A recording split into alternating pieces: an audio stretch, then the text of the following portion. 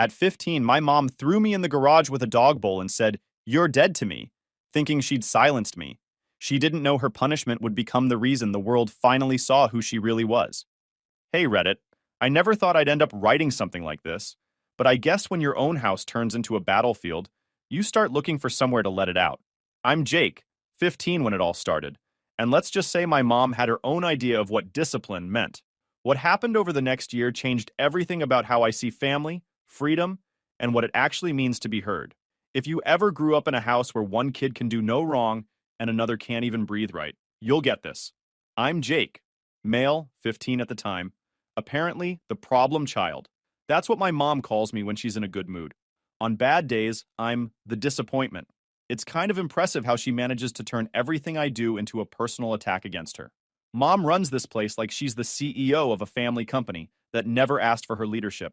My dad's more like an employee who's waiting for retirement. Quiet, nods a lot, tries not to start wars. Olivia, my older sister, is the favorite employee who gets promoted just for existing. Straight A's, honor roll, volunteers, smiles, and photos. She could burn the house down and mom would call it a learning moment. And then there's Mia, the youngest. 10 years old, golden ticket, human sunshine. Mom literally said once, "Mia saved this family." Which, yeah, sounds weird when you're the one she apparently didn't want saving. My crime? Graffiti. Not on buildings or trains or anything. Just sketching. I've got notebooks stacked with tag designs, walls, ideas, color combos. I'm obsessed with it. I've been saving up for months to repaint my room. Not like a kid's room, but an actual setup. One wall would have been my practice space, something raw and personal. Mom said no. Of course. She said paint stinks up the air, and that graffiti is for dropouts who want attention. She actually told me that real artists go to college and paint fruit. Yeah, still not sure what emotion a banana in a bowl is supposed to capture, but okay. Anyway, I'd been saving for weeks, helping Dad clean the garage and doing random yard work for neighbors. Every time I mentioned my room, she'd say, "We'll see." That's mom language for never. Then one Saturday, I woke up to the sound of drilling and music downstairs. I thought Dad was fixing something, but when I went down, half the basement was cleared out. Boxes gone, treadmill gone. In the middle of it, a brand new mirror wall and a bunch of boxes labeled LED lights and sound system. I stood there staring while she directed two guys moving stuff in. "What's going on?" I asked. She didn't even look at me. Mia's dance room. She's been so passionate about her routines. She deserves a proper space. That hit harder than I expected. "Wait, you're giving her the basement? I thought that money was for—" She finally looked up. "For what? Spray paint? We're not turning this house into a vandal's studio, Jake. Enough of that nonsense." I just stood there. She'd actually done it. She turned the one spot in the house I liked into a stage for Mia's TikTok dance streams. The same "we'll see" money went to pink LED lights and a Bluetooth speaker. "Did you even tell Dad?" I asked. She gave that fake smile, the one that means conversation over. "Your father supports it. He knows Mia's dedicated. You could learn something from her." I swear, she says that like it's a compliment. Mia ran in right then, squealing about how perfect it was. I didn't even blame her. She's a kid. She doesn't know the politics behind mom's love distribution plan. I went upstairs before I said something stupid. I wasn't about to cry over LED strips, but something about it just sat in my chest wrong. Like no matter what I do, she'll find a way to make it wrong. That night, I heard her on the phone. I didn't mean to eavesdrop, but when your mom's voice goes fake nice, you listen. She was telling someone, "Oh yes, Mia's so driven. She's grateful for everything. Jake? He's creative, I guess. Just not in a productive way. He wastes his time drawing graffiti instead of doing something meaningful." That line stuck. Wastes his time. I sat on my bed, flipping through my sketchbook. It's filled with walls I'll probably never paint, color palettes I'll never use. She says she's teaching me responsibility, but it feels more like she's teaching me how to stop caring. I looked around my room. The cracked beige paint, the corner where the ceiling leaks a little, the cheap desk she bought secondhand. The walls looked dead. No color, no personality, just what she wanted. Control. Guess passion only counts if it fits her version of perfect. For weeks, nobody really talked to me. Mom pretended everything was normal, using her fake cheerful tone every time she passed me. "We'll get to your room project next month, okay?" Next month, next paycheck, next lifetime. Whatever fit her schedule for empty promises. Dad didn't say much either. He'd just grunt a hello when I walked by. Maybe ask about school without listening to the answer. Olivia was busy with college stuff and pretending she wasn't seeing how tense the house felt. Mia stayed in her little world of glitter and LED lights. It was like everyone silently agreed to pretend I wasn't there. Then one night, I made the mistake of leaving my sketchbook on the dining table. I was in the kitchen grabbing water when she spotted it. "What's this doing here?" I turned, already knowing where this was going. "I was just drawing graffiti again?" She picked it up like it was something dirty. "How many times do I have to say this isn't art, Jake? This is vandalism waiting to happen." "It's not even on a wall," I said. "It's paper." She flipped through the pages, her mouth tightening. "Spray cans, dumb drawings. This is what's in your head? You think this is productive?" "Yeah, actually," I said. "At least I'm not glued to TikTok all day pretending I'm talented." That was it. Her eyes snapped up, sharp as glass. She slammed the sketchbook shut. "You'll end up another loser with spray cans." That's all this is. Loser art. Before I could grab it, she tore the cover right down the middle and ripped out the pages. The sound of paper tearing felt like my chest was splitting open. "Hey, what are you doing?" She dumped the pieces into the trash, dusting her hands like she'd just solved a problem. "Cleaning up." I stood there frozen, staring at the shredded pages sticking out of the bin. She kept going, like she needed the last word. "You want to draw something useful? Paint the fence? Otherwise, stop wasting your time." I didn't say a thing. Didn't trust what would come out. She looked at me like she expected me to explode, but I didn't. I just walked past her and went straight to my room. Something in me cracked that night. Not the loud kind of crack. More like a quiet snap you don't notice until you feel the pieces shift. Around midnight, I got up, grabbed my backpack. Inside, I still had 2 cans of spray paint I'd bought weeks ago. One black, one red. The house was dead quiet. I walked down to the basement. The lights were still glowing faint pink from her setup. The new mirrors reflected me. Tired face, hoodie, paint cans in hand. I could see my own reflection looking back, like it was asking, "You sure?" Yeah, I was sure. I shook the first can and started spraying. The sound was sharp in the silence. Psss, like static. I didn't think. I just painted. The mirror, the wall, the floor. Black streaks over pink walls. Red lines through motivational quotes Mom had taped up. I wrote fairness across the mirror in giant letters. Listen on the floor. By the time I finished, the room smelled like chemicals and truth. I dropped the cans and just stood there breathing. For once, I didn't feel powerless. I wasn't trying to be destructive. I just wanted her to see what she'd done. I wanted to feel seen. I went back upstairs, washed the paint off my hands, and went to bed. Slept better than I had in weeks. Morning came fast. The scream woke me up. Not a regular, "what happened" kind of scream. A high-pitched, full panic one. Mia's. I ran downstairs and saw her crying in the doorway of her dance room. Mom stood behind her, frozen. The mirror was ruined. My words stared back at them in thick black lines. Mom spun around, eyes wide. "Did you do this?" I didn't lie. "Yeah." Her voice shook. "You're sick.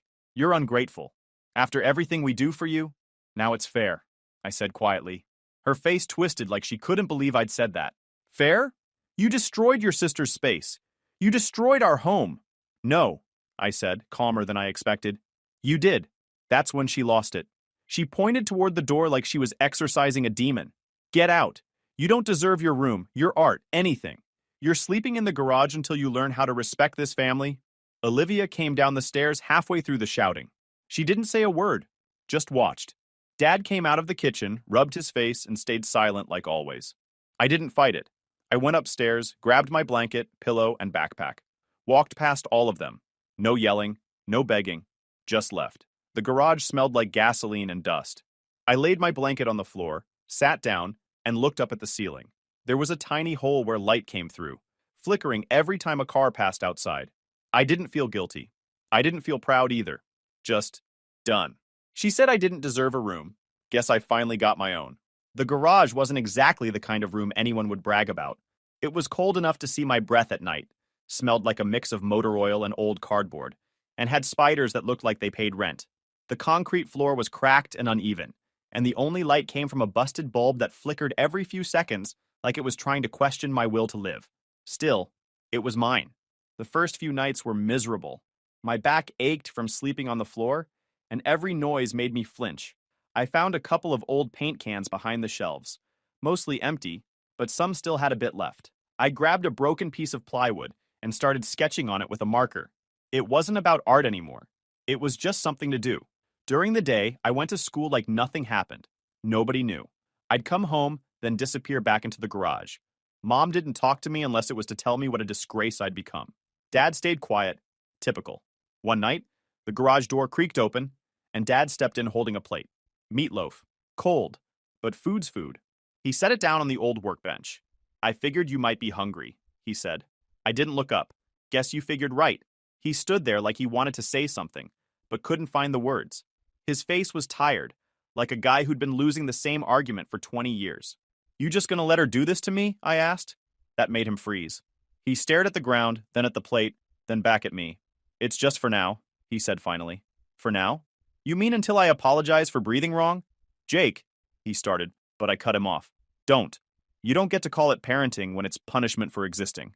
He didn't respond, just sighed, turned around, and left. The garage door closed behind him with that heavy click that meant, you're on your own. That silence said everything. I stared at the plate for a long time. I wasn't even mad at him. He was just another one of her victims who learned to survive by keeping quiet. I wasn't just scribbling junk either. Most of what I did were actual paintings. Murals, characters, emotions. Even my school noticed once. They asked me to paint one of the courtyard walls during Art Week. The teachers said it gave the place life. Kids took photos with it, but Mom never came to see it, never mentioned it. Probably figured pretending it didn't exist would make it go away. The next night, I found an old wall that wasn't covered with shelves or junk and decided to claim it.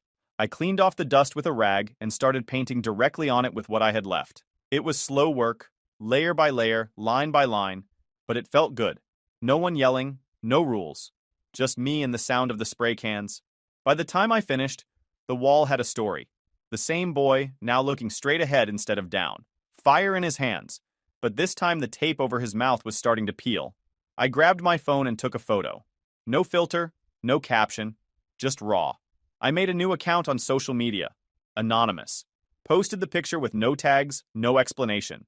Didn't think about it again until the next morning. By lunch, it had a few likes. A comment or two.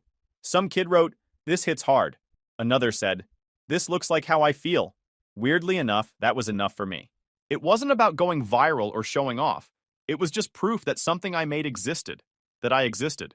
When I got home, Mom was in the kitchen talking on the phone. Her voice carried through the walls. "He'll grow out of it," she was saying. "He just wants attention." I didn't even bother reacting. The garage was cold, but the paint smelled fresh.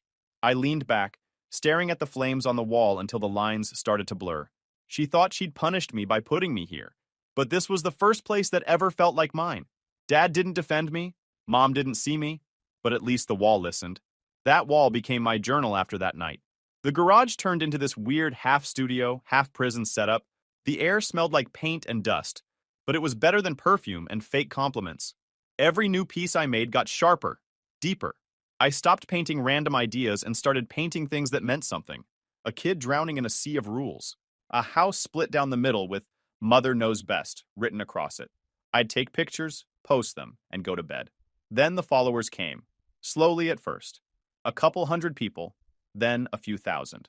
My comment section started filling up with people saying stuff like, "This hits hard," or "I actually relate to this." One night, I posted a piece that changed everything. It was a mural I'd been working on for a week. A boy standing in front of a cracked family photo, holding a paint roller, painting over it. The caption just said, "Fixing what she broke." I didn't expect much. It was just another vent session for me. But by morning, my phone was buzzing nonstop. Notifications stacked. The post had blown up. Hundreds of thousands of views, reposts, duets, comments. Some art pages featured it, calling it raw emotion. People wrote essays in the comments about how they related. One guy said it looked like his own family falling apart. Others asked if they could buy prints. I didn't even know how to respond. I'd gone from a kid banned to the garage to some sort of underground art story overnight. A week later, a small local magazine reached out asking if they could feature my work for a youth art piece. They only knew me as the Garage Kid, the alias from my posts, and never used my real name or photo. It felt safe enough, like I could still hide behind the art while people finally saw me. I said sure. They officially called me the Garage Kid. The name stuck. It was kind of funny. I hated that garage, but it built me more than that house ever did. Then came the commissions. People DM'd me asking for murals, digital prints, custom designs. I didn't say yes to all of them, but it felt good knowing someone actually wanted what I made. For the first time in my life, I wasn't invisible. Of course, it didn't take long for Mom to ruin that too. A coworker had forwarded her my page that afternoon. That night, the door slammed open so hard the hinges rattled. Mom stormed in, eyes blazing. "Are you out of your mind?" she shouted. I didn't even turn around. I was working on another piece. "What now?" I asked. "Don't play dumb. You're all over the internet. Do you have any idea what people are saying about this family?" I shrugged. "Maybe they should see what crazy looks like." Her hand flew before I even realized it. The slap echoed against the metal walls. It wasn't the pain that shocked me. It was the silence after. The first time she'd ever hit me. She stared at her own hand like she couldn't believe it either. Then her voice cracked. "You're dead to me, Jake." She stormed out, slammed the door so hard the light flickered. I just stood there, cheek stinging, spray can still in my hand. Then I turned back to the wall and finished the piece. I'm gonna be real. Tears were uncontrollably falling down. By the next morning, my post had doubled in likes again. Someone had made a TikTok montage of my art, calling it The Garage Kid, the teen who paints his trauma. That week, Mom got called into her job. She worked as an assistant at a private school, the kind of place where parents gossip more than students. Apparently, some parents complained after connecting her to my posts. She came home red-faced and shaking. "Do you know what you've done to me?" she yelled. "I got pulled into a meeting today because of your garbage. People think I'm abusive. They think I'm some monster." I set my paint down. "Maybe stop acting like one then." Her eyes widened like I'd spit in her face. "You ruined my reputation, my job, my life." "Your life," I said, laughing under my breath. "Mom, you ruined mine first. I'm just painting it." She screamed something I didn't even catch and stormed out again. That night, I painted another mural. This one was different. Not angry, just real.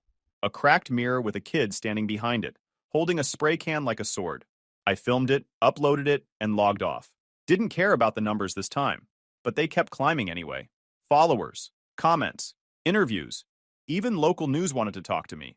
My DMs were full of people telling me they wished they were brave enough to speak through their art too. I wasn't brave. I was just tired. I'd walk into the garage every day and see new messages on my posts. Strangers defending me, supporting me, calling me talented. Meanwhile, the woman who raised me called me a disgrace.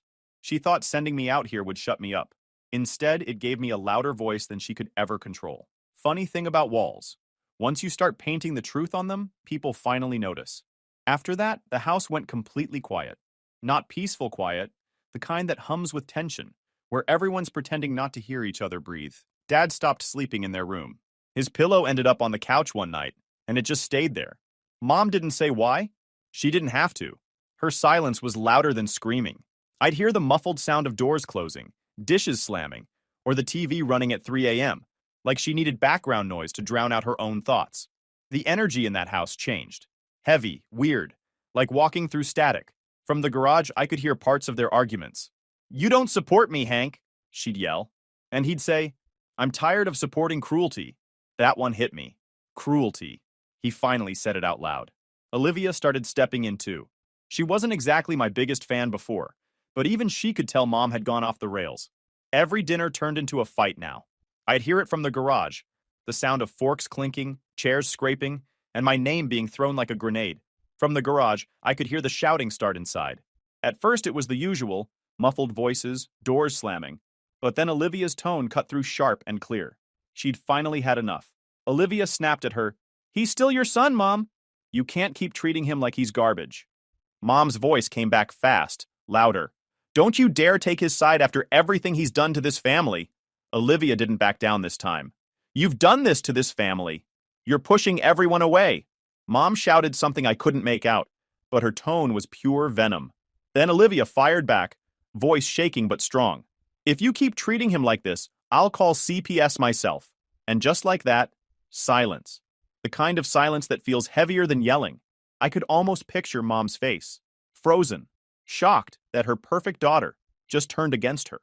For the first time, Mom didn't have a comeback. I imagined her standing there, blinking, realizing her golden child just turned on her. Then came the explosion. She screamed something about betrayal and brainwashing. Plates hit the counter. Olivia shouted back, "You need help!" and stormed out. The front door slammed so hard it shook the garage walls. I just sat there, spray can in hand, staring at the cracked floor. I didn't even feel happy about it. It was weird seeing someone else finally notice what I'd been living with. A few minutes later, Dad came out to the garage. He didn't say anything, just sat on an old crate next to me.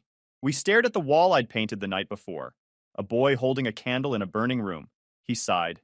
You know she's never going to admit she's wrong. I stopped waiting for that a long time ago. He nodded like he understood, but didn't have the courage to act on it. Then he stood up and went back inside. I stayed there, sketching until sunrise. Over the next few days, the house fell apart completely. Olivia never called CPS, but the threat cracked something open. Mom knew eyes were on her now. Olivia stayed at a friend's. Dad barely talked. Mom walked around pretending everything was fine, humming while she cleaned like the sound could erase the tension. Meanwhile, my online following kept growing. Someone from another city asked if I sold prints of my graffiti. I'd never thought about it before, but I took photos of my best work, uploaded them to a site, and set the price low enough for kids like me to afford. It wasn't a business. It was survival. A way to prove my art had value even if she said it didn't. I sold 5 prints the first week. Made barely any money, but it was mine. I used it to buy new paint. A few people started asking for originals too. The actual boards I painted on. It felt weird shipping something that personal, but it was kind of cool knowing my work would hang somewhere besides this garage. When Mom found out, she stormed into the garage again, holding her phone like it was evidence in a trial. You're selling this filth online? She snapped. Do you know how dangerous that is? You're not old enough to run a business, I laughed. Yeah? I'm not old enough to be your punching bag either. Her face twisted. You think you're funny? You're humiliating me. No, I said, setting my spray can down. You're doing that yourself. I'm just painting it. She stared at me for a few seconds, shaking her head like she didn't recognize me anymore. Then she walked out, muttering something about ungrateful children and bad parenting being contagious. After she left, I stood in front of the wall again. I didn't even know what to paint. I just started moving my hands, lines turning into shapes without thinking. I took a photo and posted it with no caption. The comments came fast. Man, this one hurts. The light inside's what got me. You really turned pain into something beautiful. I didn't reply. I just sat there on the concrete floor, phone buzzing beside me, staring at the glow from the small heater I'd finally fixed. Inside, Mom's voice rose again. She was yelling at Dad, then crying, then yelling again. The same loop on repeat. I closed my eyes, leaned against the cold wall, and exhaled. The garage was quiet, but it felt like peace. Not the kind you get from happiness, the kind you earn when you stop caring about being understood. That night, Olivia came back home for a few minutes. I heard her talking to Dad. She didn't even bother going near Mom. Then she came out to the garage, knocked once, and stepped inside. You good? She asked. I shrugged. Define good. She nudged my shoulder and smiled a little. You're tougher than I thought. I had practice. I smiled for the first time in a while. She nodded and looked at the wall. You ever gonna stop painting her? When she stops living rent-free in my head? She laughed quietly, then said, Keep doing what you're doing, Jake. Just don't let her destroy you like she destroys everything else. After she left, I sat there a while, watching the paint dry. The fumes stung my eyes a little, but I didn't care. You can't fix a house that only knows how to break people. After that night, I stopped expecting things to get better. I went to school, came home, painted, slept. Same loop. My online art had picked up real momentum. People were buying prints, messaging me for commissions. Even a small gallery reached out asking if I'd ever showcase my work. It felt like maybe finally I had something good going. Then one Friday afternoon, I came home from school, and the garage door was open. That never happened. My stomach sank before I even stepped inside. Every single board I'd worked on, my murals, sketches, everything, was piled next to the trash bins outside. Torn, broken, smeared with white paint like someone had tried to erase them. The smell of bleach hit me before I saw her standing there. Mom had a roller in her hand and white splatters all over her clothes. She didn't even look guilty. I told you this had gone too far, she said flatly. You're done with this nonsense. I just stood there staring at the wreckage. All the work I'd done, gone. The boards I was supposed to ship to buyers, the ones that actually made me money. She'd destroyed them like they were dirty laundry. Those were sold, I said quietly. She shrugged. Then tell your little internet friends that you quit. You had no right. I'm your mother, she snapped, slamming the roller down. I have every right. This garbage is ruining our family's name. You're lucky I didn't burn the whole lot. Something inside me shut off. I didn't yell, didn't argue. I just turned around, walked into the house, and went straight to my room. Pulled out a duffel bag, spray cans, sketchbooks, clothes, my tablet. Everything that mattered went into that bag. My hands were shaking, but not from fear, just exhaustion. I texted my Aunt Claire. She was the only relative who ever talked to me like a real person. She'd checked in after my art blew up online, said she was proud of me. I never told her how bad things really were, but I guess she already knew. Can you pick me up after school? Need a place to stay for a bit. Her reply came 2 minutes later. Of course, I'll be there. That night, I didn't eat. Mom kept pacing the kitchen, muttering about respect and embarrassment. I went to bed early, even though I knew sleep wouldn't come. The next day, I left for school like normal. I didn't tell anyone, didn't make a scene, just waited out the final bell and walked to the back parking lot where Claire's silver SUV was waiting. When she saw me with the duffel bag, she didn't ask questions. She just opened the trunk and said, "Let's go." That night, Mom found out. We'd barely been at Claire's an hour when the banging started. The front door shook with every hit. Claire opened it halfway before Mom shoved it wider. She looked wild. Hair messy, eyes glassy, still wearing her work clothes but with no shoes on. "You can't keep him here," she shouted. "He's my son." Claire didn't flinch.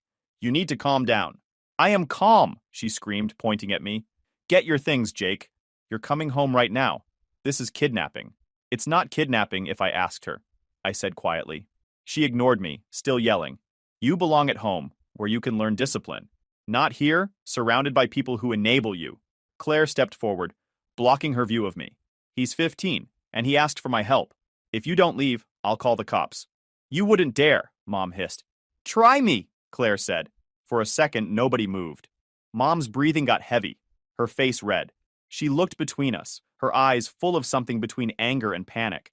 Then she pointed at me again, her voice cracking. "You ruined everything. Everything I worked for." I didn't say anything. There wasn't anything left to say. She finally turned and stormed off down the driveway, still muttering, "You'll regret this. Both of you will." The sound of her car peeling away was the loudest thing I'd ever heard. Claire closed the door and locked it. She stood there a second, sighing, then turned to me. "You're safe here, Jake. She's not coming back tonight." I wanted to believe her. My body felt like it was made of concrete, too heavy to move. She set up a spare room for me upstairs, plain but clean. For the first time in months, it was quiet. Not the suffocating kind. Real quiet. Later, I went outside to the backyard. Claire's fence was bare, pale wood. I pulled out one of my smaller cans and sprayed a single line of blue across it. She didn't yell. She didn't even ask what I was doing. She just handed me an old light and said, "If you're going to paint, do it where you can see what you're making." I smiled for the first time in a long time. That night, I couldn't sleep. My brain replayed the last few hours. The boards in the trash, the yelling, the look in Mom's eyes when she realized I was gone. I thought I'd feel guilty, but all I felt was air, like I could finally breathe again. I realized right then, she didn't want a son. She wanted a soldier. A year passed faster than I expected. I turned 16 still living with Aunt Claire. It was weird how normal things started to feel once I wasn't walking on eggshells anymore. The air didn't feel heavy. Nobody yelled over stupid things. I painted every day, walls, shop fronts, and community spaces that actually wanted color on them. Claire became like a second mom, except one who didn't try to control every breath I took. She set boundaries, sure, but they made sense. Eat dinner, get rest, clean your mess. Easy. A few months after I moved in, Dad filed for divorce. I thought he'd never do it. He'd been quiet his whole life, living under her thumb, and I figured he'd die there. But I guess everyone has a breaking point. He told me later that the night Mom came to Claire's house screaming was the moment he knew she'd lost it. When the papers went through, the court gave Dad full custody of Mia and me. But I told him I wanted to stay with Claire. Dad signed a simple guardianship so I could stay with her officially. No drama, no court fight, just a quiet agreement that made sense to everyone. He didn't argue, didn't guilt trip me. He just nodded. "I get it, son," he said quietly. "You deserve peace. I'm proud of you." That was the first time I ever heard him say that. He apologized for not standing up sooner. I didn't need the words, but I could tell he meant it. He looked lighter without her around, like a man who could finally breathe again. Mia started dancing again, this time at a local studio. Olivia went off to college but came home on weekends sometimes. We actually acted like a family now. Small, simple, imperfect, but not broken anymore. And Mom? She became a ghost. No one talked about her much, but rumors floated around. She quit her job, had a meltdown at some PTA event, burned through her savings trying to start a parent coaching business that flopped in 3 months. Last I heard, she lived alone in the same house, curtains always closed. There were days I wanted to hate her, but mostly I just didn't feel anything. That year, I started painting for real. The city council hired me for small mural jobs, library walls, underpasses, even a skate park. Aunt Claire had to sign a release form since I was still 16, but she didn't even hesitate. She said, if they're paying you to paint instead of punishing you for it, that's progress. I got to sign my name for the first time, not hide behind the garage kid. Funny how the same thing she called trash turned into what paid for my future. For holidays, I'd go over to Dad's with Olivia, Mia, and Claire. It was the first time in my life that being around family didn't feel like walking into a trap. We'd laugh, eat, talk about dumb stuff. Sometimes Mia would make jokes about how I used to steal her snacks when we were little, and everyone would crack up. Mom's name never came up. Not once. She was the one excluded now, until she showed up. It was a random Tuesday night, about a month after my 16th birthday. I was outside working on a new wall piece behind Claire's garage, a sunrise over a cityscape, all orange and teal, when I heard a car door slam. When I turned, she was standing at the edge of the driveway. Same face, just older, paler. She looked smaller somehow, like life had drained the color out of her. Mom, I said flatly. She didn't smile, didn't even say hi. You did this, she said instead. Her voice shook. All of it. If you just behaved, none of this would have happened. I set the spray can down slowly. What exactly did I do, Mom? Paint too much? Exist wrong? You turned everyone against me, she snapped. Your father, your sisters, everyone. You made me look like some kind of monster. I tilted my head. You didn't need my help with that. Her lip trembled. You ruined my life, I sighed. You taught me to take responsibility. So, okay, I'll own my freedom. That hit her. She blinked, tears building, then shook her head like she couldn't stand to look at me anymore. You think this is freedom? You'll see what it feels like when no one cares about you. I didn't respond. She turned and walked away, crying, mumbling something I couldn't catch. Her car pulled off slow, taillights fading into the dark. For a long time, I just stood there staring at the spot where she'd been. I didn't feel angry, just done. Later that night, I went back to the wall. The sunrise felt unfinished, too bright for how the day had ended. So I painted over it. This time, I drew something different. A garage door, old and dented, with light pouring through the cracks. On the bottom corner, I signed it small. Jake. When I stepped back, I felt something settle inside me. Not peace exactly, but closure. I wiped the paint off my hands, took one last look, and smiled a little. She always said I'd thank her one day for her discipline. I guess this is me saying thanks. Thanks for the garage. YouTube just dropped this new hype feature. If you're hooked on this story, smash that hype button. It tells YouTube this video deserves to blow up, and it keeps even crazier stories coming your way.